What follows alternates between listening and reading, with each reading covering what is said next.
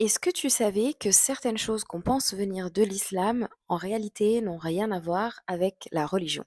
Eh bien, aujourd'hui, je vais débunker quelques petites informations qu'on pense venir de l'islam, alors qu'en réalité, il n'en est rien. Tout d'abord, nous avons le fait de se réveiller avec du henné sur tes mains ou sur tes pieds.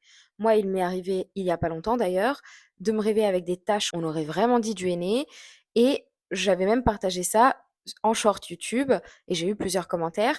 Et justement, dans cette vidéo, j'expliquais qu'en réalité, il n'y a absolument aucune preuve, que ce soit dans le Coran ou dans les hadiths authentiques, qui dit que quand tu te réveilles avec du henné sur les mains ou sur les pieds, peu importe, c'est un djinn qui t'a fiancé. En fait, c'est surtout du folklore, c'est une fausse croyance transmise de génération en génération, mais ça reste culturel, ce n'est pas du tout religieux.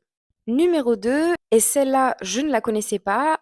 Apparemment, on dit que lorsqu'un bébé, il sourit pendant son sommeil, ça veut dire qu'il voit un ange. Alors, il faut se l'avouer, c'est très mignon, mais c'est faux, c'est pas du tout religieux. Encore une fois, ce n'est pas du tout fondé sur la révélation, donc on ne peut pas attribuer ça à l'islam. Numéro 3, avoir l'œil qui saute. Moi, ça m'arrive souvent d'ailleurs. Mais est-ce qu'on t'a déjà dit que si jamais tu avais l'œil qui saute, eh bien, c'est signe de mauvais présage? Eh ben, encore une fois, ce n'est absolument pas noté, que ce soit dans le Coran, dans les hadiths, peu importe. Ce n'est absolument pas religieux. C'est une croyance purement populaire. En plus de ça, il faut savoir qu'en islam, on n'est pas du tout superstitieux.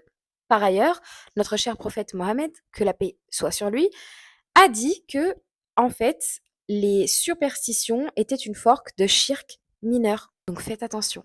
Numéro 4 et dernière, et celle-là, elle est très importante parce que même moi, j'y ai cru.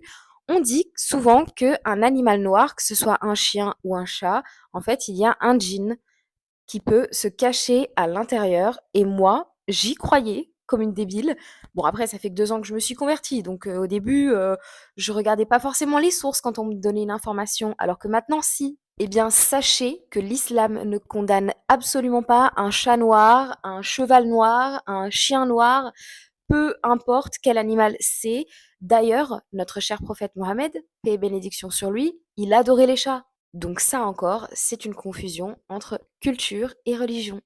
Maintenant, je t'invite à me dire dans les commentaires si tu connaissais ces 4 informations et que tu pensais que ça venait de l'islam. Eh ben, dis-moi ça en commentaire. Et pour plus de vidéos comme ça, tu peux aussi t'abonner à la chaîne et me lâcher un petit like. Ça fait toujours plaisir.